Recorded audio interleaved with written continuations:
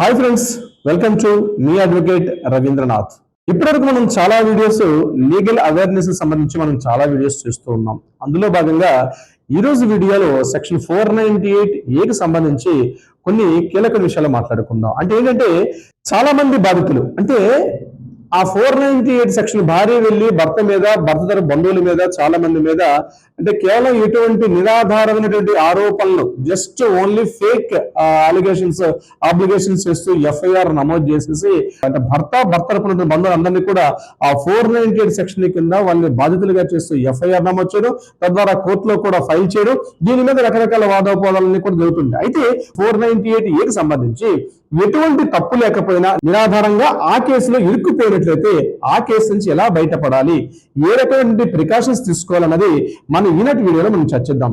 ఇందులో చాలా వరకు సుప్రీంకోర్టు ఇచ్చిన గైడ్లైన్స్ ప్రకారం మోర్ దెన్ 90% ఆఫ్ కేసెస్ అన్ని కూడా చాలా వరకు అన్ని కూడా ఫేక్ అని చెప్పి సుప్రీంకోర్టు కేవలం బాధితుల్ని బాధ పెట్టే ఉద్దేశంతో చేస్తుంది తప్పించి జెన్యున్ గా 498 సంబంధించి నిజమైనటువంటి బాధితులు ఉన్న వాళ్ళు చాలా తక్కువ, 90% ఇట్లాంటివి చేస్తుందని చెప్పి సుప్రీంకోర్టు కూడా గైడ్లైన్స్ ఇవ్వడం జరిగింది. అయితే మన మీద అంటే భర్త మీద ఒక నిరాధారమైన ఆరోపణలు, భర్త తరపు బంధువుల మీద నిరాధారణ ఆరోపణలు అంటే భర్త తరపు అంటే ఫాదర్ కావచ్చు, మదర్ కావచ్చు, సోదరు కావచ్చు, సోదరుడు కావచ్చు, అలాగే భార్య యొక్క వదిన గారు కావచ్చు, లేకపోతే ఆడపడుచు కావచ్చు, వీళ్ళందరి మీద పెడుతున్నటువంటి ఏదైతే ఈ 498 అక్రమ కేసుల నుంచి ఎలా బయటపడాలి అన్నది ఈరోజు వీడియో మనం చెప్పగలిగితే గుర్తుపెట్టుకోండి. ఫస్ట్ ఎప్పుడైనా మన మీద 498 మన మీద కానీ మన తండ్రి మీద, మన యొక్క తల్లి మీద ఇటువంటి సందర్భాల్లో యాంటిసిపేటరీ బెయిల్ అనేది మనం ఫస్ట్ తీసుకోవాల్సిన ఛాన్స్ అంటే యాంటిసిపేటరీ బెయిల్ అనేది తీసుకోవాలి.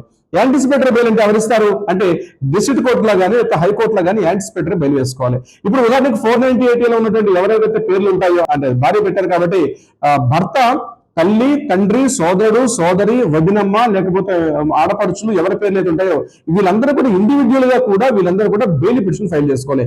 అందరికీ కలిపి ఒకటే బెయిల్ పిటిషన్ ఉండదు. సో ఇండివిజువల్ గా బెయిల్ పిటిషన్స్ అనేవి మనం దీనికి యాంటిసిపేటరీ బెయిల్ అనేది వేసుకోవడం అనేది ఫస్ట్ ఇంపార్టెంట్. నెంబర్ 2 ఏం చేయాలి, మనం ఏదైతే ఎఫ్ఐఆర్ ఏర్పాటైందో ఎఫ్ఐఆర్ మన మీద ఎఫ్ఐఆర్ వచ్చిందో ఇమీడియట్ ఎఫ్ఐఆర్ తెచ్చుకొని దగ్గరగా ఉన్నటువంటి అడ్వకేట్ ని కన్సల్ట్ చేయాల్సిన అవసరం ఉంటుంది.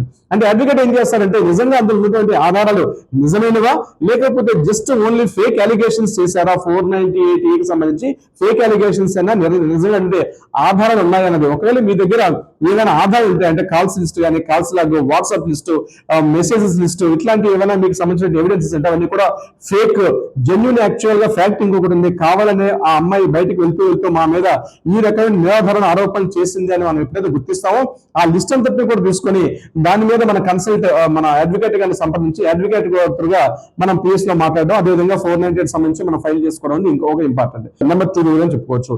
నెంబర్ 3 అయితే ఈ ఎఫ్ఐఆర్ ఏదైతే ఉందో ఈ ఎఫ్ఐఆర్ పూర్తిగా కూడా నిరాధారమైనది, దీన్ని క్వాష్ చేయమని చెప్పి మన హైకోర్టు సంబంధించిన దీంట్లో ఏం చేయాలి, దీన్ని హైకోర్టులో మనం ఛాలెంజ్ చేసి హైకోర్టులో ఎఫ్ఐఆర్ ని కూడా ఛాలెంజ్ చేస్తూ మనం చేసుకోవాల్సినటువంటి ఇది కూడా ఉంటుంది. ఇది ఒక పార్ట్ ఆఫ్ ఇది కాకుండా ఒకవేళ నిజంగానే ఆమె దీనికి సంబంధించి నిరాధారణ ఆరోపణలు చేస్తూ మన మీద రకరకాల లేనిపోయినటువంటి విషయాలని కూడా అంటే బంగారం ఎత్తుకుపోయారని, లేకపోతే మమ్మల్ని ఇంటికి రానివ్వట్లేదు, మమ్మల్ని ఫోన్ చేయనివ్వట్లేదని, మా ఆడపడుచులు ఇబ్బంది పెడుతున్నారు, మా అత్తమ్మ ఇబ్బంది పెడుతుంది, మా మామయ్య గారు నన్ను కొడుతున్నారు, నన్ను తిడుతున్నారు అని చెప్పి ఆమె ఆధారాలు రకరకాలుగా ఇవన్నీ ఉంటాయి. దీనికి సంబంధించి కూడా ఇది రాంగ్ అని చెప్పి మనం కూడా ఫైల్ పిటిషన్స్ అనేవి అడ్వకేట్ గా ఫైల్ చేసుకోవడం మరొకటి. ఇది కాకుండా మనకి 211 సెక్షన్ ప్రకారం మనం ఏం చేసినట్లయితే ఇవన్నీ చేసిన నిరాధార ఆరోపణలు చెప్పి కూడా మనం కౌంటర్ పిటిషన్ కూడా ఆమె మీద మళ్ళీ కూడా ఫాల్స్ అలిగేషన్స్ తో ఆమె మన మీద కంప్లైంట్ చేసిందని చెప్పి ఫాల్స్ అలిగేషన్ తో కూడా మనం మరొక కేసును కూడా ఫైల్ చేసుకునే అవకాశం కూడా. ఇది కాకుండా డిఫమేషన్ సూట్ సెక్షన్ 499, 500 ప్రకారం డిఫమేషన్ సూట్ కూడా పరువు నష్టం జరిగింది కాబట్టి అమ్మాయిగా నా కుటుంబం యొక్క పరువు, నా వీధిలోను, ఊర్లోను,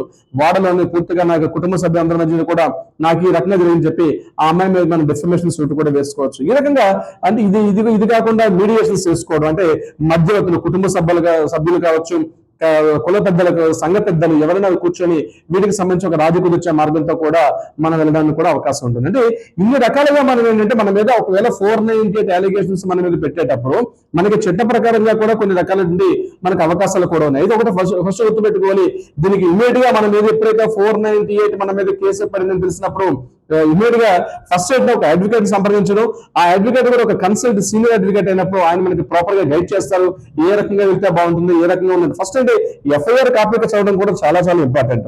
ఏదేమైనప్పుడు కూడా దీనికి సంబంధించి రీసెంట్ గా మనకి Dhara Lakshminarayana versus state of Telangana, అదేవిధంగా Ramesh Kumar versus state of Bihar, అదేవిధంగా ఇది మనకి మెయిన్ యాక్చువల్గా Ramesh Kumar versus state of Bihar మనకు ఒక గైడ్ లైన్స్ 2011లో ఈ కేసు సంబంధించి మనకి సుప్రీంకోర్టు కూడా కీలకమైన తీర్పులు ఇచ్చారు. Dhara Lakshminarayana versus state of Telangana recent గా మనకి 2024లో వచ్చిన కేసు సంబంధించి కూడా ఒక గైడ్ లైన్స్ అంటే ఎవరెవరు దీని మీద 490 బాధ్యతలు ఎలా ఉంటారు, ఎలా చేస్తే బాగుంటుందని చెప్పి గవర్నమెంట్ కూడా దీనికి క్లియర్ గైడ్ లైన్స్ కూడా ఇవ్వడం జరుగుతుంది. ఏదేమైనప్పుడు కూడా 498 అన్నది చాలా బాధాకర విషయం. ఒక కుటుంబం యొక్క వ్యవస్థను పూర్తిగా చిన్నభిన్నం చేసేది కాబట్టి ఆ భార్య రకరకాల అలిగేషన్స్ వెళ్ళిపోతూ ఇటీవల ఆ 498 కేసులు పెరిగాయి కాబట్టి వీటిని ఇమీడియట్ గా మనకు అది జరుగుతుంది తెలియగానే ముందుగా అలర్ట్ అవ్వడం చాలా ఇంపార్టెంట్. ముందుగా అలర్ట్ అయితే కన్సల్ట్ గా మనం కూర్చుని మీడియేషన్ చేసుకునే అవకాశం కూడా ఉంటుంది.